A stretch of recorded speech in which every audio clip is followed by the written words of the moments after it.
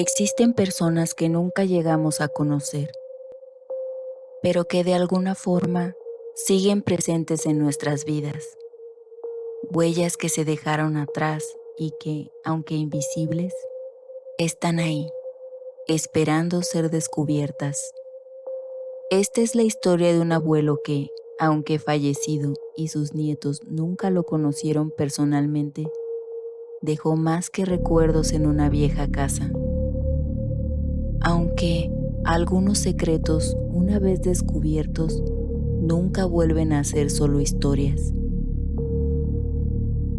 Su abuelo don Aurelio dejó este mundo hacía muchos años. Para Sofía y Mateo, él no fue más que un nombre en las anécdotas de su padre, alguien a quien no tuvieron la alegría de conocer. Únicamente sabían que había sido un viajero incansable en su juventud, un hombre que recorrió el mundo y acumuló conocimientos de lugares remotos y culturas diversas, pero la muerte lo reclamó antes de que pudiera entender realmente quién era. Pasaron los años y el recuerdo de don Aurelio fue desvaneciéndose, sepultado bajo el tiempo. Sin embargo, la vieja casa de los abuelos seguía allí, intacta, como si el tiempo no hubiera pasado para ella. Una tarde, Sofía y Mateo recibieron una noticia inesperada. La casa, que había estado cerrada durante tantos años, ahora era suya. Su padre, con una mezcla de alivio y miedo, les pidió que se encargaran de ella. Llegó el día de encontrarse de nuevo con la casa de los abuelos. Al llegar, Sofía comentó a Mateo que el lugar era mucho más grande de lo que recordaba. Él se encogió de hombros y se limitó a preguntarse en silencio qué se suponía que harían con esa casona vieja. Ni siquiera sabían por dónde comenzar a ordenarla. Siempre se preguntó qué había en el interior de la habitación al final de la propiedad. Permanecía cerrada desde que recordaba. Su madre nunca les permitió entrar cuando eran pequeños. Por su parte, su padre prefirió mantenerlos lejos de él. Después de todo, su abuelo no era alguien fácil de entender. La casa parecía más un mausoleo que un hogar. Polvo acumulado en los muebles, cortinas descoloridas, aroma ungüento y el aire viciado, como si estuviera esperando algo o a alguien. A medida que se adentraba en la casa, no podían evitar sentir una densa extrañeza flotando en el ambiente. Sofía preguntó a Mateo si también lo sentía. Mientras exploraban las habitaciones, los nietos comenzaban a encontrar pistas del pasado de su abuelo. Un baúl antiguo de madera con símbolos extraños en el ático, repleto de recuerdos de sus viajes, cartas en idiomas extraños, amuletos de lugares lejanos y un diario que parecía contener algo más que simples relatos de viaje. Sofía leyó unos párrafos. El ritual de los espejos es más antiguo que el tiempo.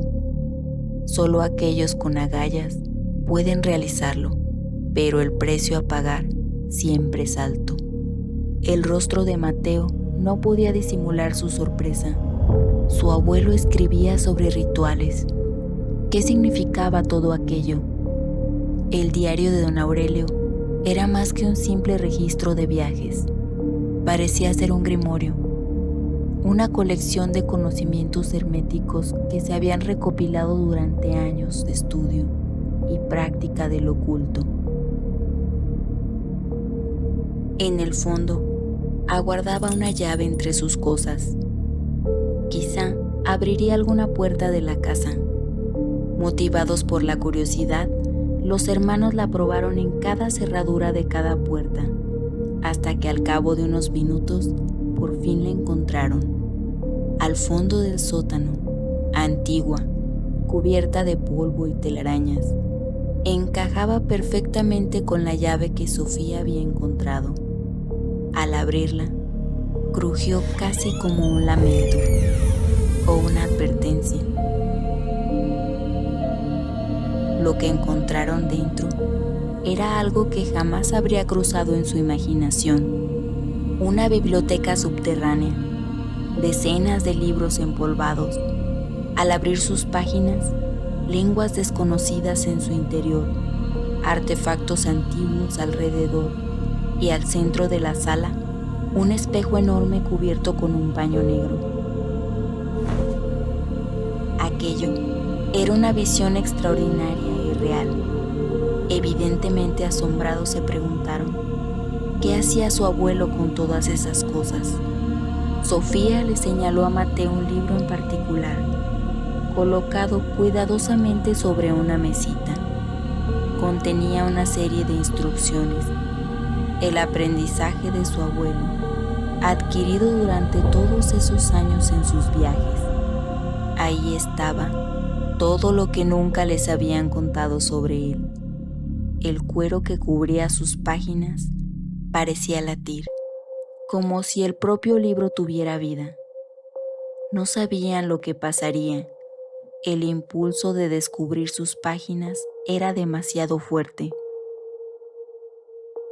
En contra del sentido común, comenzaron a pasar las páginas, encontrando rituales, invocaciones, secretos ocultos que el abuelo había guardado celosamente. El libro, por casualidad, quedó abierto en un capítulo titulado El ritual del reflejo, que describía cómo usar un espejo para ver más allá del velo de la realidad.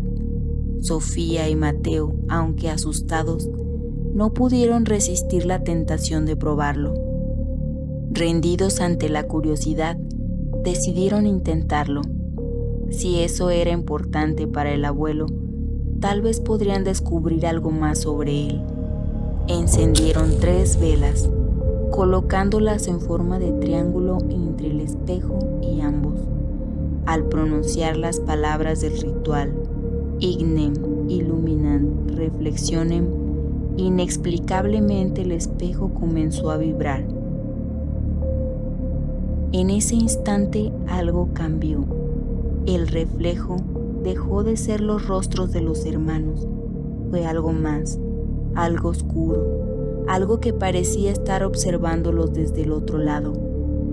Daba la impresión de que el espejo los absorbía lentamente, reflejando no solo sus caras desfiguradas, sino sus pensamientos, sus emociones, sus miedos, sus deseos. Algo que no era humano.